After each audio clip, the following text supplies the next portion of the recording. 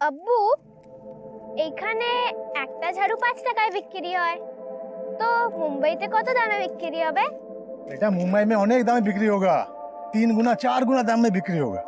लेकिन तुम एक काम करो बेटा, अभी हिंदी बोलना सीख लो। मुंबई में कोई बांग्ला नहीं समझेगा। আমি হিন্দি বলতে পারি না, কিন্তু বুঝতে সব পারি। শুধু বুঝলে হবে না, सिर्फ समझने से काम नहीं चलेगा, बोलना भी पड़ेगा। আচ্ছা, চেষ্টা করছি। हाँ, बोलो। আমি আমি মুম্বাই থেকে যাব, তখন সব हमारे आगे पीछे घूमेगा। लगता है रिहाना आ गई।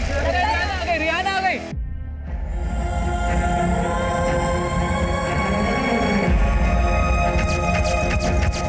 हम मेम बन जाएगा और फिर सब हमारा फोटो निकालेगा ऐसे।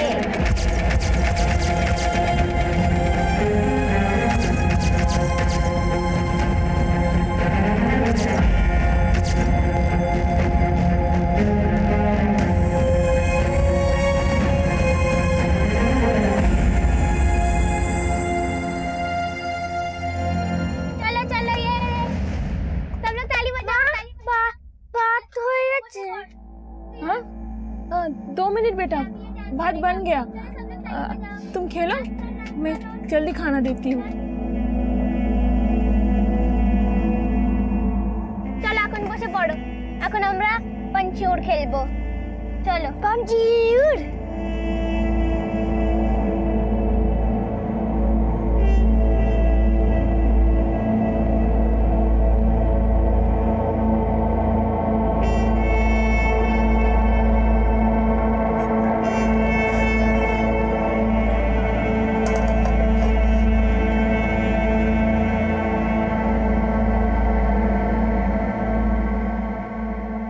এসে গেছো? রেশন लेकर नहीं आई? किराने वाले झाड़ू नहीं लिए और उधार देने से भी मना कर दिया। बच्चे भूखे हैं। मैंने झूठ कहा, भात बन रहा है। क्या जवाब देंगे उन लोगों को? চলো চলো, সবাই ঘুমিয়ে পড়ো, আমি তোমাদের গান শোনাবো। চলো শুয়ে পড়ো সবাই। ভুক লাগিয়ে? হ্যাঁ জানি খিদে পেয়েছে, কিন্তু এখন ভাত তৈরি হতে সময় লাগবে না। আমি তোমাদের গান শোনাবো, চলো শুয়ে পড়ো, শুয়ে যাও।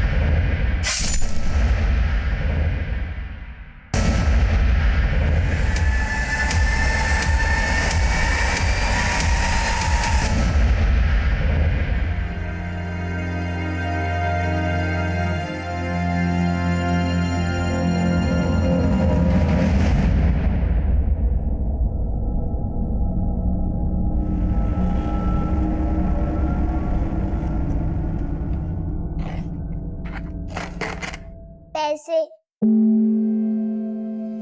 देख क्या रहे हो पापा? चलो पैसे डालो मेरे पिगी बैंक में। बेटा आप अपने पापा से रोज रोज अपने पिगी बैंक में पैसे दिलवाते हो, क्या करोगे आप इतने सारे पैसों का? मैं बड़ी होके पेरिस जाऊंगी अकेले। पापा को साथ लेकर नहीं जाओगे? और बेटा वहां पर आप अकेले खो गए तो? जब पापा पुलिस ऑफिसर है तो खोने का क्या डर? अगर खो गई तो आप मुझे ढूंढ लेना। हर उम्र में अलग अलग ख्वाहिशें होती हैं।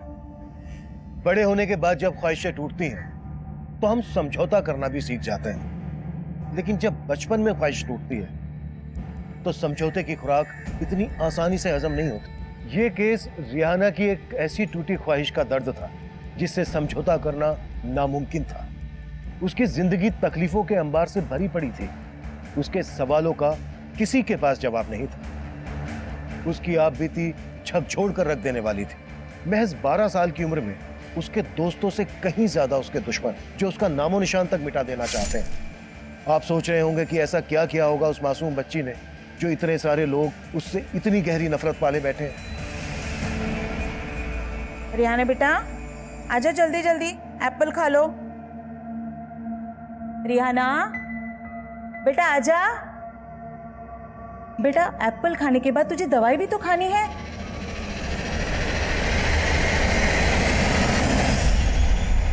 क्या हुआ बेटा? रिहाना क्या हुआ बेटा, क्यों डर रही है? हाँ? रिहाना लग जाएगा बेटा, छोड़। तुम्ही আমাকে মারতে চাও, मारना चाहता हमको। नहीं बेटा, हमें मारने देते नहीं। अम्मू को बुला, बुआ को बुला। पाटिल साहब लवकर या। बेटा बेटा लग जाएगा, लग जाएगा बेटा, बेटा बेटा लग जाएगा। रिहाना रिहाना रिहाना रिहाना रिहाना रिहाना पाटिल साहब,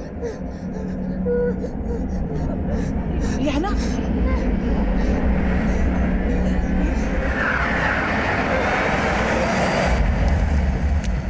लीजिए बस। हाँ हाँ तुम डॉक्टर को बुलाओ ना, मैं पहुंचती हूँ। प्लीज आप जल्दी आ जाइए, रिहाना को सिर्फ आप ही काबू कर सकती हो। हाँ हाँ मेरी बेटी को ट्यूशन छोड़ के ही पहुंचती हूँ। Okay Rewa, Rewa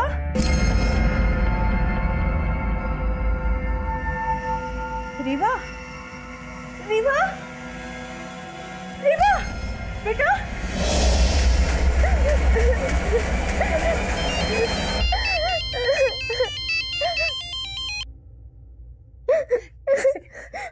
hello Ratna madam, ये तो सिर्फ ट्रेलर था। अगर तूने हमारी बात नहीं मानी ना तो तुझे पूरी फिल्म दिखा देंगे।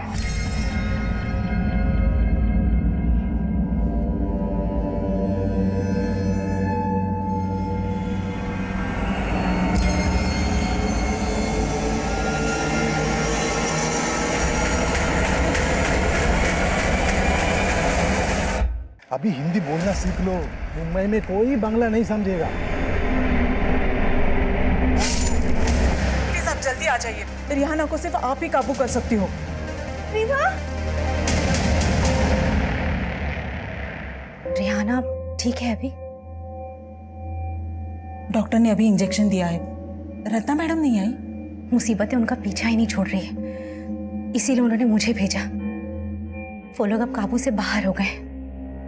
वो लोग रिहाना को नहीं मार पाए, इसलिए रत्ना मैडम के पीछे पड़ गए।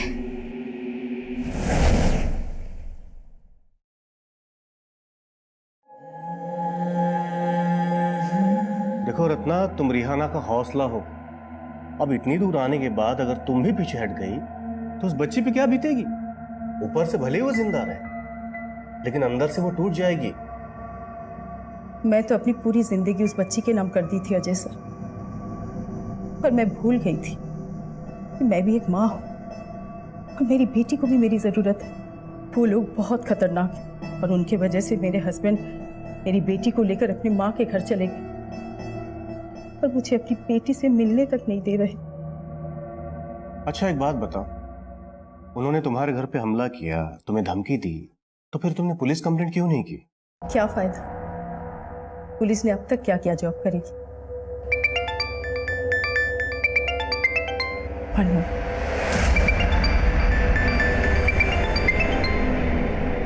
हाँ शबनम बोलो।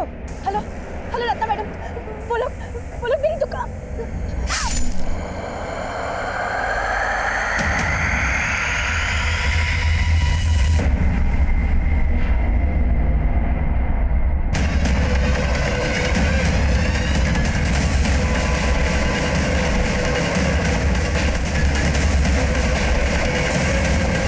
पीछे हटो।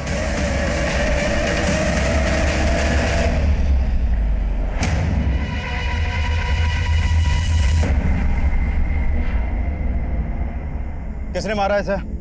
कौन था? किसी ने देखा?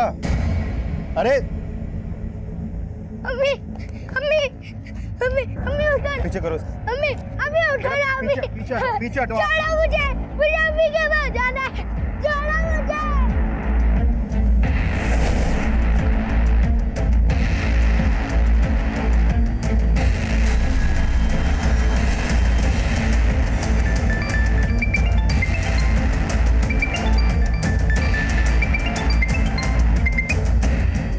जैन सर, इस केस में मेरी एंट्री शबनम के मर्डर के बाद हुई थी। तब शबनम मर्डर केस रिहाना के केस से जुड़ा माना जा रहा था। यह केस एक ऐसे ह्यूमन एंगल से जुड़ा था जिसमें भूखमरी से लड़ रही रिहाना एक कभी ना खत्म होने वाली लड़ाई लड़ रही थी, और ये लड़ाई उसे वेस्ट बंगाल से मुंबई ले आई थी, और तब मैं भी उसके इस दर्दनाक सफर का हिस्सा बन गया था। जैन सर। जय सर, ये रिहाना केस की फाइल। शबनम मर्डर केस की क्या अपडेट है, पहले ये बताओ।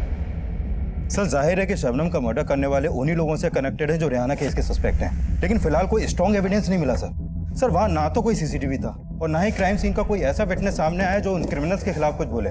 सब डरे हुए हैं सर। क्यों डरे हुए? उनके अंदर के डर को निकालना, उन्हें कॉन्फिडेंस में लेना भी तो हमारा ही काम है ना। चलो एक बार को मान लेते हैं कि शबनम को उन लोगों ने टारगेट बनाया जो रिहाना केस में सस्पेक्ट है, लेकिन उन्होंने शबनम को 1 साल के बाद टारगेट क्यों बनाया? रिहाना तो शबनम को 1 साल पहले मिली थी ना।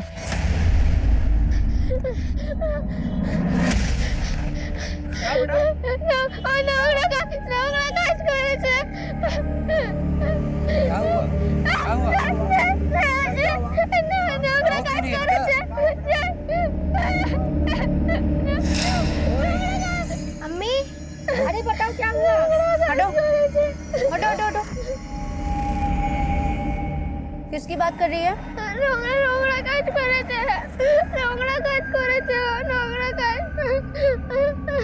कहाँ रहती है? घर कहाँ है? डरो मत, मुझे बताओ। বাড়ি কোথায়? বাড়ি কোথায়? কোথায় থাকিস আমাকে বল। আরে ভাড়া মহল্লাটা কোথায় আমাকে বলবি? सर, शबनम बंगाली थी, इसलिए शबनम ने रिहाना से बात की। शबनम और वहाँ के लोगों को लगा कि रिहाना के साथ कुछ गलत हुआ था, इसलिए उन्होंने हमें इन्फॉर्म किया। क्या हुआ इसको? पता नहीं, कुछ भी नहीं बता रही।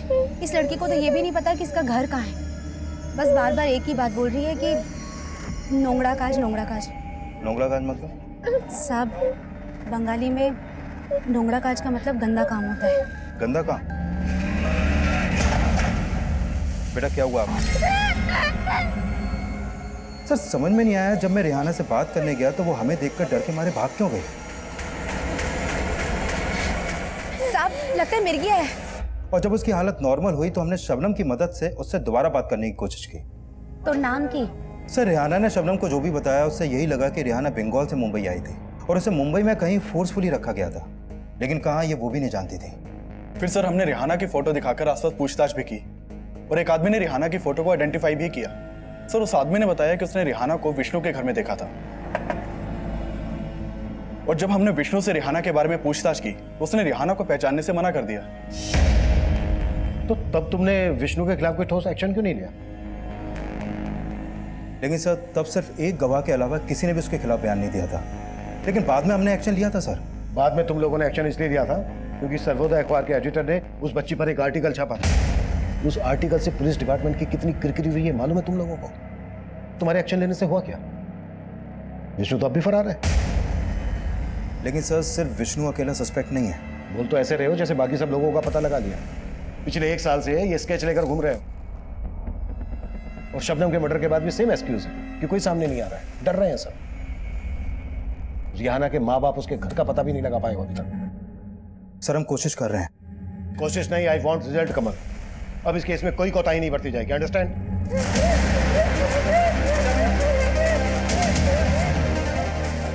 हेलो रता मैडम, आपने रिहाना को जो बुक दी थी वो गुस्से में फाड़े जा रही है।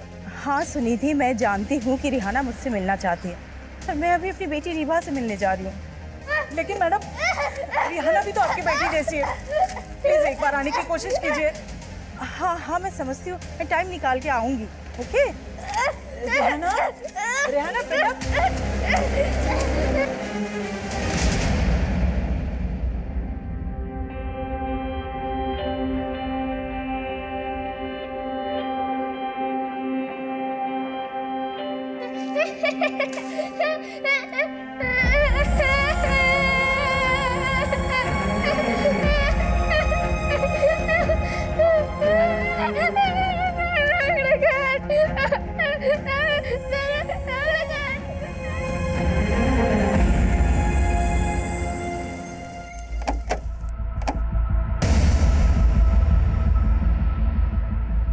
सर, यही शबनम की दुकान है। शबनम का बेटा भी यहाँ आता था कभी कभी।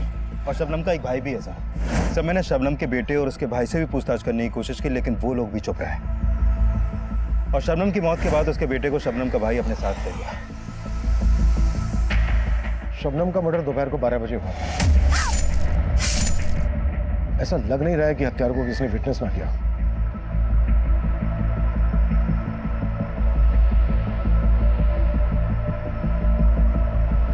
Hey!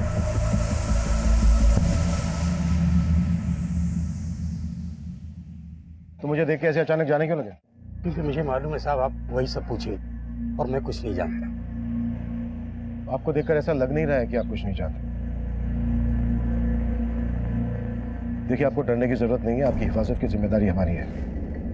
आपने जो भी देखा, आप जो भी जानते हैं, हमें बता दीजिए। साहब 3 लोग थे वो, और उन्होंने चेहरे पे कपड़ा लगाया हुआ था, और वो तीनों एक ब्लू कलर की वैन से आए थे और उसी में वापस चले गए। इसके अलावा मैं कुछ नहीं जानता। इस एरिया में आने वाले सभी रास्तों के सीसीटीवी खंगाल दो। वारदात के वक्त जितनी भी ब्लू गाड़ी इस डायरेक्शन में आई है, इस डायरेक्शन से गई, सबको जीरो डाउन करो। शबनम के भाई और बेटे से दोबारा मिलने की कोशिश करो। शबनम से जुड़ी हर बात पता करो। हम शबनम के मर्डर को रिहाना केस से जुड़ा हुआ मान रहे हैं, और हो सकता है अपराधी हमारी सोच से परे। सर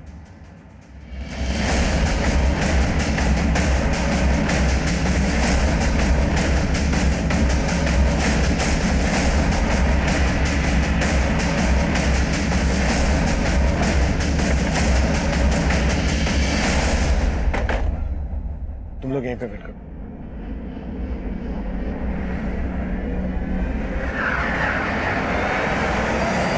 आजा बेटा, आजा, मैं हूं ना, आजा। बेटा, हेलो बेटा, आओ आओ बैठो। नहीं ठीक है, अगर आपको मुझसे बात नहीं करनी कोई बात नहीं, आप मत करो। अच्छा देखो बेटा, मैं आपके लिए गिफ्ट लेकर आया हूं। ये लो।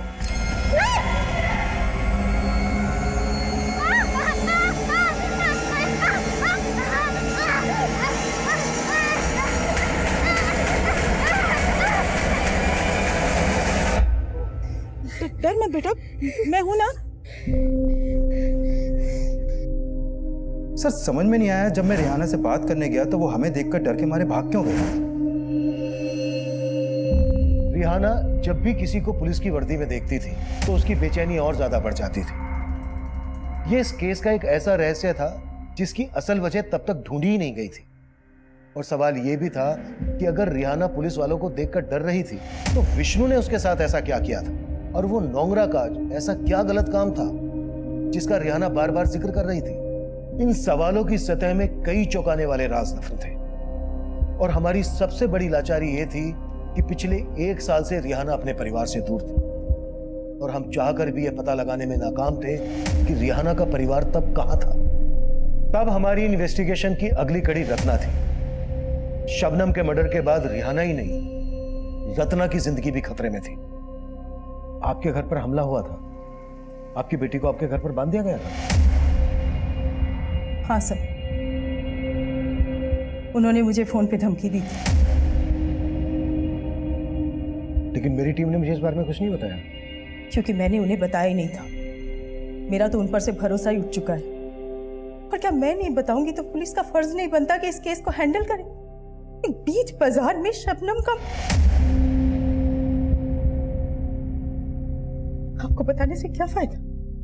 Sir, I am sorry to say, लेकिन अभी तक आप रिहाना के घर का पता नहीं लगा पाए। आप गुनहगारों को पकड़ पाएंगे? अजय जी, मैं जानता हूं आप हमारे डिपार्टमेंट के खिलाफ कुछ ना कुछ लिखते आए। सर, हमारा काम ही है सच्ची खबर लोगों तक पहुंचाना, और वैसे भी इस केस में पुलिस ने एक्शन मेरे खबर के बाद ही लिया था, और इस खबर के बाद ही रिहाना का मेडिकल टेस्ट करवाया गया था। हाँ सर, इससे पहले तो पुलिस ये तक नहीं मान रही थी कि उस बच्चे के साथ नोंगरा काज, यानी कि she was raped several times. उस बच्ची ने हिंदी तक नहीं बोल पाती, और उसके लिए एक ऐसा ट्रांसलेटर रखा गया है जो कि उसे कभी समझ ही नहीं पाया। मैं तो ह्यूमैनिटी ग्राउंड से अपने कॉलेज से स्केड्यूल निकाल कर उस बच्ची के लिए ट्रांसलेटर बनी। আমি 15 দিন ধরে বিষ্ণুর ঘরে ছিলাম। ये बोल रही है कि 15 दिन से ये विष्णु के घर पे रह रही थी और उसके हाथ बीती को समझी और उसके बिहाफ में कोर्ट में हियरिंग में शामिल हुई। मिलॉर्ड, सबसे पहले मैं कोर्ट का शुक्रिया अदा करूंगा कि उन्होंने रत्ना को रिहाना के बिहाफ पर ट्रांसलेटर नियुक्त करने की इजाज़त दी। और अब मैं चाहूंगा कि रत्ना जी कोर्ट को वो सारी बातें बताएं जो रिहाना ने उन्हें बताई कि कितने वक्त से रिहाना विष्णु के घर में रह रही थी और विष्णु उनके साथ कितनी ज्यादतियां करते थे। सर, रिहाना ने मुझे बताया कि वो करीब 15 दिन से विष्णु के घर रह रही थी और उसने मुझे ये भी बताया कि विष्णु उसके साथ रोज कई बार रेप करता था। मिलॉर्ड, रिहाना के साथ विष्णु जानवरों की तरह पेश आता था। वो रिहाना का सिर्फ रेप ही नहीं करता था बल्कि उसके बदन को नोचता था, खसोटता था, जिसकी गवाही रिहाना की ये मेडिकल रिपोर्ट दे रही है। Objection my lord, Rihana Vishnu के साथ सिर्फ 15 दिन के लिए रही थी, लेकिन उसकी मेडिकल रिपोर्ट से ये बात भी सामने आई है कि रिहाना का कई महीनों से रेप किया जा रहा था, सिर्फ 15 दिनों से नहीं। इससे ये साबित नहीं होता कि विष्णु जी ने ही उसका रेप किया है। और गौर करने वाली बात यह है माय लॉर्ड कि जब रिहाना का मेडिकल टेस्ट हुआ तो उसके शरीर से विष्णु का कोई भी डीएनए सैंपल नहीं मिला। और ऐसा इसलिए हुआ मिलॉर्ड कि पुलिस ने रिहाना का मेडिकल करवाने में देर की। और अगर विष्णु ने ऐसा कुछ किया ही नहीं तो फिर इसने झूठ क्यों कहा? इसने पुलिस को इनकार क्यों किया कि रिहाना को ये जानता तक नहीं था? मैं तो इसे नहीं जानता सर। क्योंकि मेरे क्लाइंट डर गए थे माय लॉर्ड, क्योंकि उन्होंने रिहाना को सिर्फ कामकाज के लिए रखा हुआ था। आप बताएंगे कोर्ट को कि आपको रिहाना से किसने मिलवाया था? आफ्ताब। माना कि मैंने पहले झूठ बोला था, लेकिन आफ्ताब ने मुझसे सबसे बड़ा झूठ बोला जब वो रिहाना को मेरे घर पे लेकर आया था। सेठ, झाड़ू पोछा बर्तन घर का सारा काम जानती है। पगार कितना लेगी? लड़की जरूरतमंद है। रहने खाने के साथ अगर 5,000 रुपये महीना दोगे ना तो इसके घर वालों का भला हो जाएगा। वो बोला रिहाना 15 साल की है। सर, मैंने तभी आफ्ताब को 5,000 रुपये एडवांस भी दिया था, लेकिन बाद में उसने मुझे ब्लैकमेल करना शुरू कर दिया। ब्लैकमेल? हाँ सर, सच तो यही है। वो जानता था रिहाना का रेप हुआ था। वो मुझे फ़ोन करके धमकी देता था सर।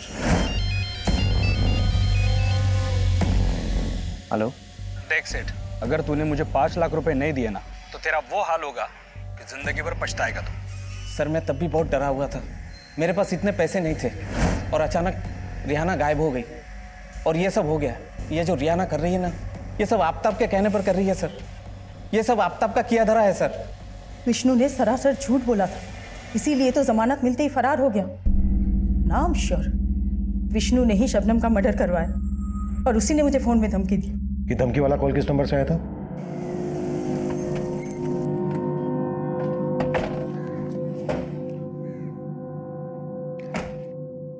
पाटिल, इस नंबर की डिटेल निकालो। सर,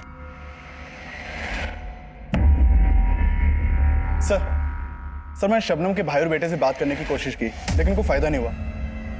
सर, शबनम के बैकग्राउंड में ऐसा कुछ भी सस्पिशियस नहीं मिला जिससे ये पता चल सके कि शबनम के मर्डर के पीछे कोई पर्सनल एंगल हो।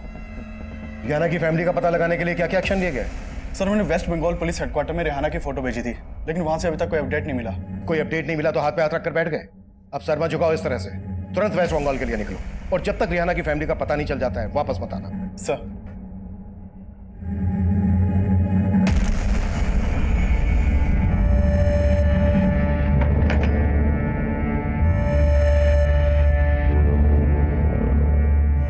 और कितने दिन यहाँ रखोगे मुझे?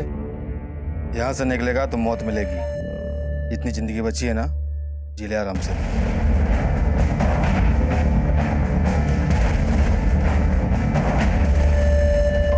कमिंग सर, मैंने उस ब्लू कलर की वैन का ट्रायल चेक किया जिसमें शबनम के हत्यारों को जाते हुए देखा गया था। सर, शबनम की दुकान से करीब आधा किलोमीटर दूर एक सीसीटीवी में सेम वैसी ही एक ब्लू वैन कैप्चर हुई है। सर, शबनम की हत्या से कुछ ही देर पहले ये वैन शबनम की दुकान की तरफ गई और करीब 20 मिनट बाद ये वैन उसी तरफ से वापस आई। सर, उस आदमी ने इस वैन को आइडेंटिफाई कर लिया जिसने स्टेटमेंट दिया था। सर, गाड़ी का ये नंबर फेक है, लेकिन इन क्रिमिनल्स तक पहुंचने की हर पॉसिबिलिटीज पर काम कर रहा हूं मैं। इस क्राइम सीन का डम डेटा भी निकलवा लिया है, वहां से कोई ना कोई सस्पिशियस नंबर तो जरूर मिलेगा। और ये दोनों कब मिलेंगे? विष्णु ने कोर्ट में स्टेटमेंट दिया था कि आफ्ताब रिहाना को उसके पास लेकर आया था।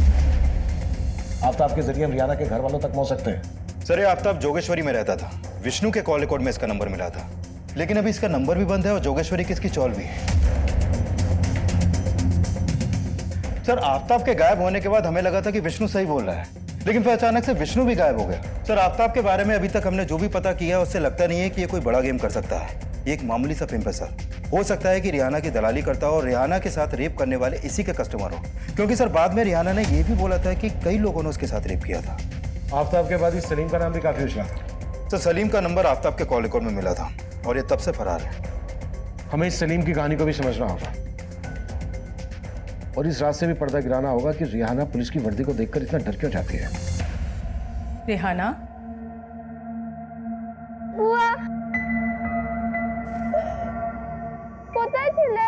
मैं तो यहीं पे थी, लेकिन रीवा রিভা এসেছে?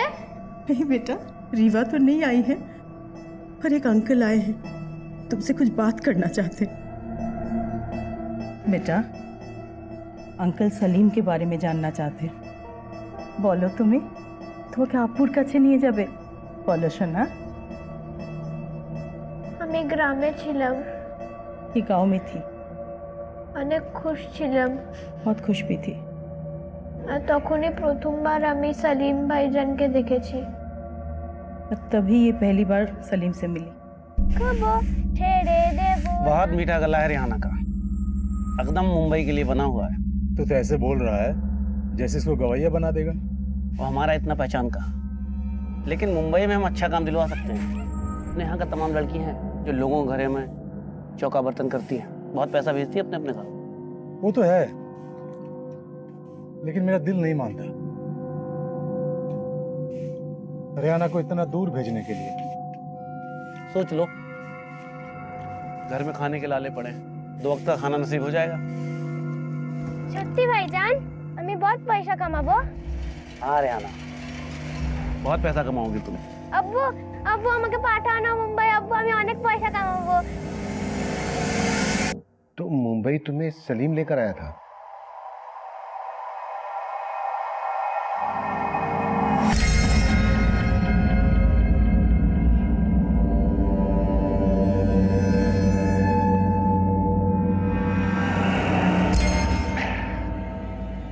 चल तुम्हारा एक फोटो ले लेते हैं, काम के लिए जरूरत पड़ेगी।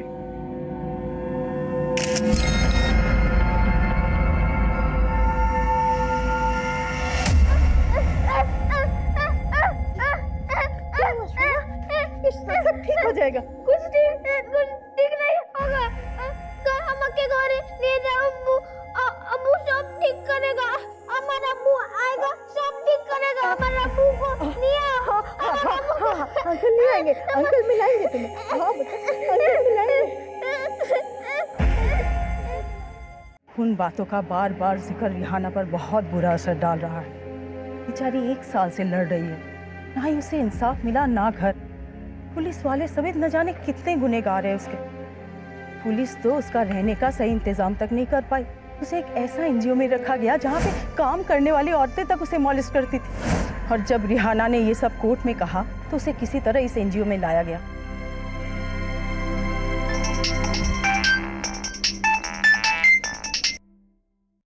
हाँ कमल सर, जिस नंबर से रत्ना को थ्रेट कॉल की गई थी वो नंबर फेक आईडी से लिया गया था, और जिस समय रत्ना को कॉल हुई थी उस समय वो नंबर मीरा भाईंदर में एक्टिव था। और जब उस नंबर के कॉल रिकॉर्ड निकाले तो उसमें एक और नंबर मिला सर, और वो नंबर भी फेक आईडी से लिया गया था, लेकिन वो नंबर अक्सर नाला सुपारा में एक्टिव रहता है। कमल, नाला सुपारा के इस नंबर को ट्रेस करो कि हमारे किसी सस्पेक्ट का नंबर हो सकता है। Okay sir. ओके। हम तब उन दोनों संदिग्ध मोबाइल्स नंबर की जांच में जुटे थे। वहीं वेस्ट बंगाल में रिहाना के परिवार की तलाश भी जोरों पर थी। तभी हमने उन दोनों नंबर्स में से एक नंबर को नाला सुपारा में ट्रैक किया।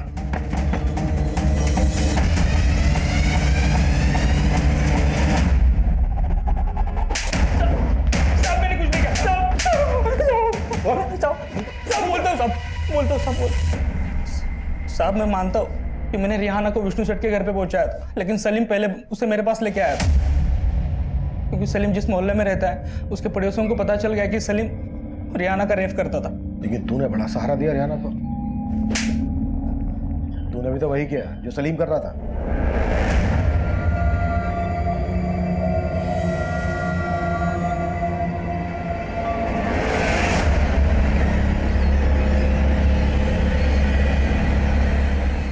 तो अच्छा लाया रे तूने। लाना इसके लिए और ग्राहक, तू भी कमा मैं भी कमाएगा। साहब फिर एक दिन मैं रिहाना को विष्णु सेठ के घर पे लेके गया। उसके बाद वो उसका परमानेंट कस्टमर बन गया। 15 दिन रिहाना उसके पास ही थी साहब, लेकिन मौका देख के रिहाना वहाँ से भाग निकली और पुलिस विष्णु सेठ के घर पे पहुँच गई। विष्णु सेठ ने फ़ोन करके मुझे सब कुछ बता दिया, तो साहब मैं डर गया और गायब हो गया।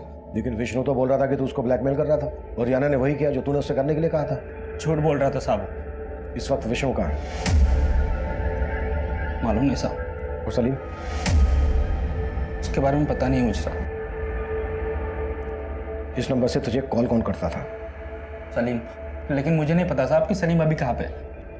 इसी नंबर से प्रोफेसर रत्ना को भी कॉल किया गया था, धमकी दी गई थी, उनकी बेटी को घर पर बांध दिया गया था। तेरे कहने का मतलब है ये सब सलीम कर रहा था? साहब वो तो नहीं पता, लेकिन सलीम अकेला नहीं कर रहा हो, वो लोग करवा रहे होंगे उससे। वो कौन लोग? तू वहाँ आराम से दारू पी रहा है और मैं यहाँ पे वड़ा पाव खा खा के पक गया हूँ। मेरे को निकाल यहाँ से। तो अगर मेरा माथा ठनक गया ना तो सीधा पुलिस के पास जाके सबके काले चिट्टे खोल दूंगा मैं। अरे मैं खुद फंसा हुआ हूँ उन पुलिस वालों को रिहाना का ग्राहक बना के। गलती की मैंने। अरे खुद को बचाने के लिए मेरी मार रहे हैं। वो जो बोल रहा है मुझे करना पड़ रहा है। किन पुलिस वालों की बात कर रहा था? साहब ये तो आपको सलीम ही बता सकता है। मैं ना ही सलीम के बारे में जानता हूँ, ना ही विष्णु के बारे में, और ना ही उन पुलिस वालों के बारे में।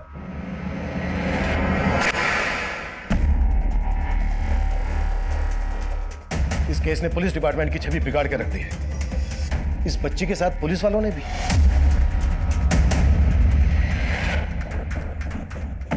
डिस्गस्टिंग।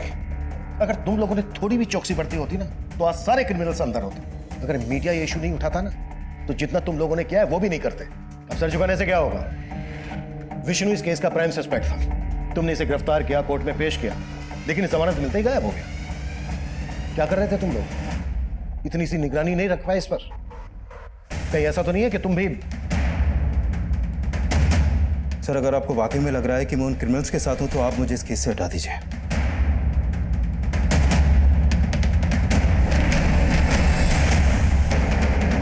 आफ्ताब की कोर्ट में पेशी की तैयारी करो। सर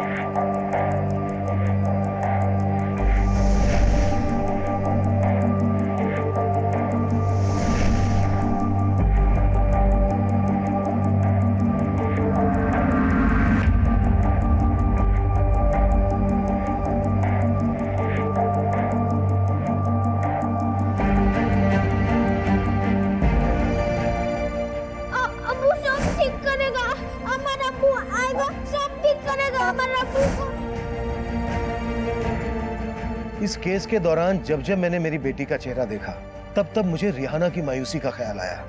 महज 12 साल की बच्ची इतनी तकलीफ में होने के बावजूद इतने लंबे समय तक अपने माँ बाप, अपने घर, अपने भाई बहनों से दूर थी। पर तब मैं ये सोच रहा था कि भले ही उसके क्रिमिनल्स देर से मिले, पर उस बच्ची को उसका परिवार जल्द से जल्द मिल जाना चाहिए। लेकिन इस केस में एक और तूफान अभी आना बाकी था, एक ऐसा तूफान जो फिर से सबको झकझोर कर रख देने वाला था। रिहाना, क्या हुआ था आपके साथ?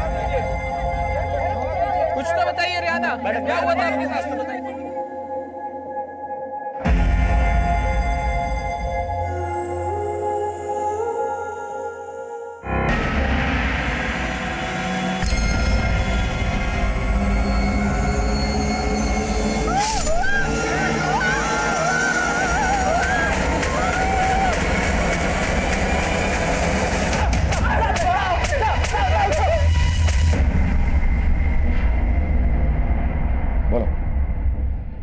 किसके कहने पर हमला किया था? पाटिल, जब तक ये मुंह ना खोले ना, हाथ रुकना नहीं चाहिए। सर ये दोनों हिस्ट्री शीटर हैं, मुन्ना और विजय। रंगदारी और धमकी के केस में कई बार अंदर भी जा चुके हैं लोग। मतलब ये पक्का है कि किसी ने सुपारी दी है? सलीम या उन पुलिस वालों में से ही कोई होगा। हाँ गौतम। सर रेहाना के गांव का पता चल गया है। गंगा सागर के बड़ा गांव में रहती है रेहाना, और मैं रेहाना के घर ही जा रहा हूँ। ग्रेट। रियाना के परिवार वालों से मिलने के बाद भी मुझे कॉल करना। ओके? Okay sir.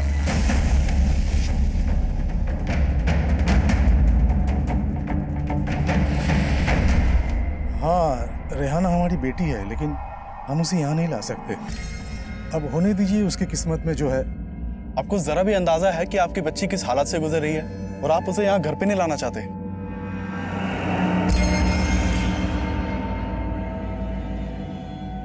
अगर रियाना के घर वाले रियाना को वापस नहीं बुलाना चाहते तो इसका तो यही मतलब है कि उन्होंने खुद सलीम को रियाना को बेचा होगा। सर मुझे भी यही लग रहा है। सर मैंने यहाँ सलीम के बारे में भी पता किया। सलीम यहीं का रहने वाला था और काफी सालों से मुंबई में रह रहा था। सर इस सलीम के आगे पीछे कोई भी नहीं है।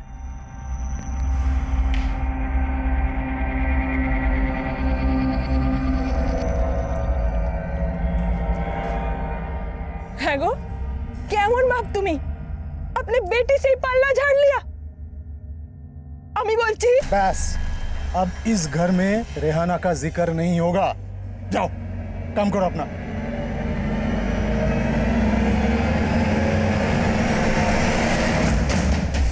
सत्य हमारा अब्बू मिल गया?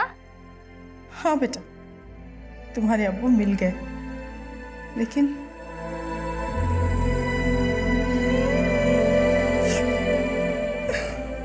कह दो ना, तुम्हें इसलिए रो रहा है ना कि अमी छेड़े चला जाएगा? हाँ बेटा, मैं इसलिए रो रही हूँ। तुम मुझे छोड़ के चली जाओगी ना? ना ना, अमी अमर अब्बू के पास तुम्हाके निये जाएगा। अमी तुम्हें साथ रहेगा।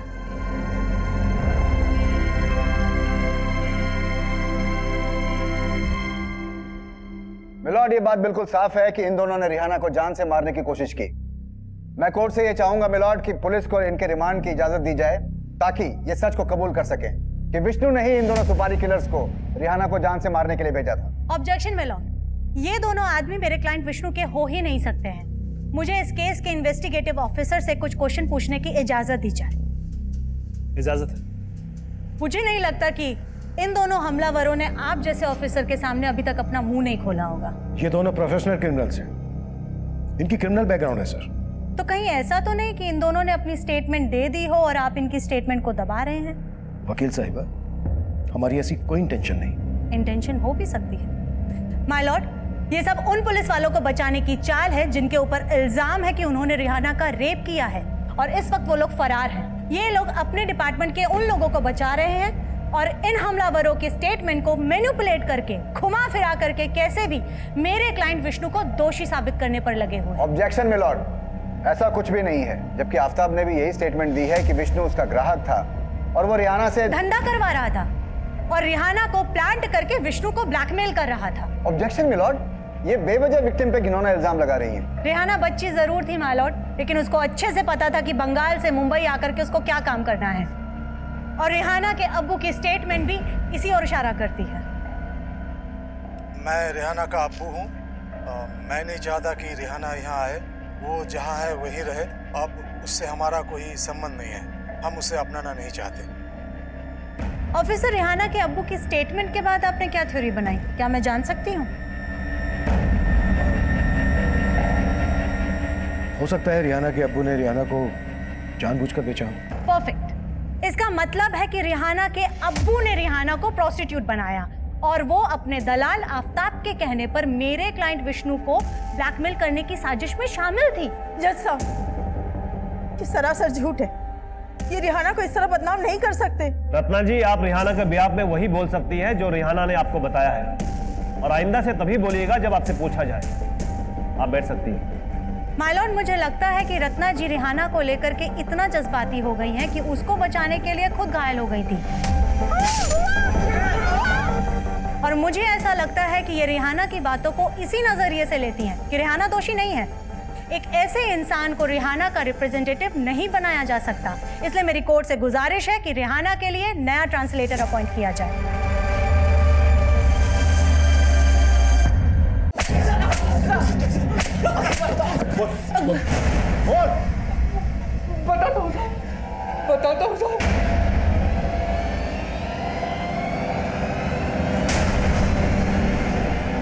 किसके कहने पे क्या था हमला?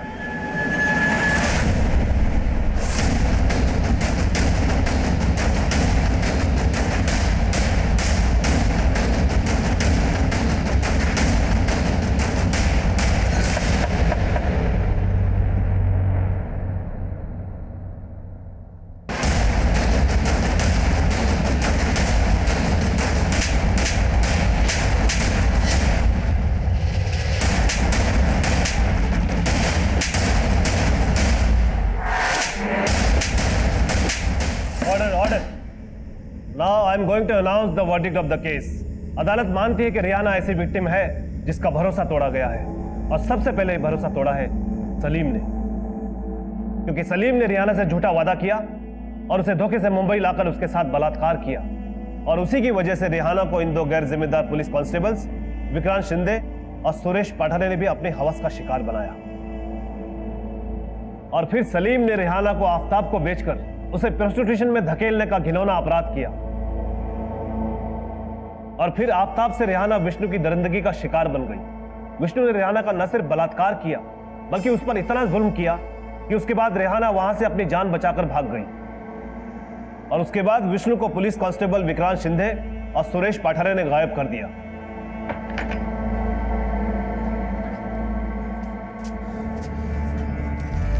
और कितने दिन यहाँ रखोगे मुझे? यहाँ से बाहर जाएगा ना तो मौत मिलेगी। जितनी जिंदगी बची है जी ले। क्योंकि इन्होंने सलीम के साथ मिलकर ऐसी आपराधिक साजिश रची जिसमें इन्होंने रत्ना और उसकी बेटी को टारगेट किया और मुन्ना और विजय के हाथों शबनम की हत्या करवा दी, और रिहाना को जान से मारने की कोशिश भी की। तमाम सबूतों और गवाहों को मद्देनजर रखते हुए यह अदालत इन सभी आरोपियों को उम्र कैद की सजा का हुक्म देती है।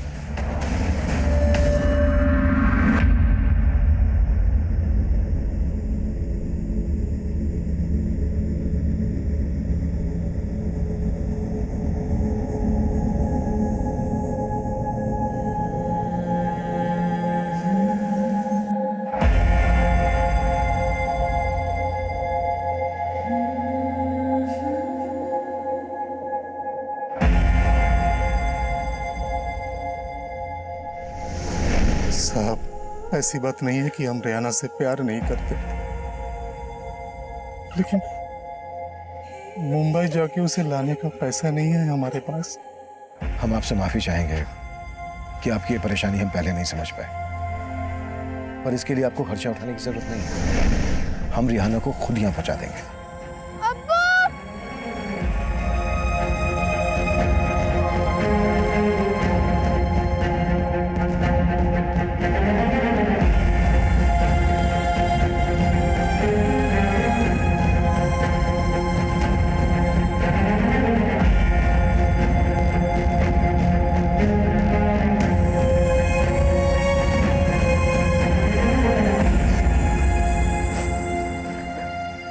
এটা তোমার জন্য। আমাকে এই চাল রত্না বুয়া দিয়েছে। रिहाना के दर्द और मायूसी को मुस्कान का मरहम मिला। वो अपने परिवार से मिलकर खुश है, लेकिन आज भी उसके अंदर कई ऐसे सवाल उमड़ रहे होंगे जिनका जवाब देना मुश्किल है। ये वो गंभीर सवाल हैं जो आए दिन हमारे देश, हमारे समाज को कलंकित कर रहे हैं। रेप जैसा अमानवीय अपराध रोजाना हमारी बहन, हमारी बेटियों, बच्चियों को पीड़ित बना रहा है, लेकिन हम चाहकर भी इसकी रोकथाम नहीं कर पा रहे हैं। इंसानियत का स्तर दिन ब दिन गिरता जा रहा है, पर हमें यह सोचना होगा कि हम अपने हिस्से की इंसानियत को पूरी ईमानदारी से निभाएं। बुराई को बुराई करके तो नहीं रोका जा सकता, लेकिन हमें अच्छाई को अच्छाई करके बचाना होगा। अब मैं अभिमन्यु जिंदल आप लोगों से विदा लेता हूं। आपसे फिर मुलाकात होगी एक नए केस के साथ। देखते रहिए क्राइम पेट्रोल 10 तक। मकसद बताना नहीं,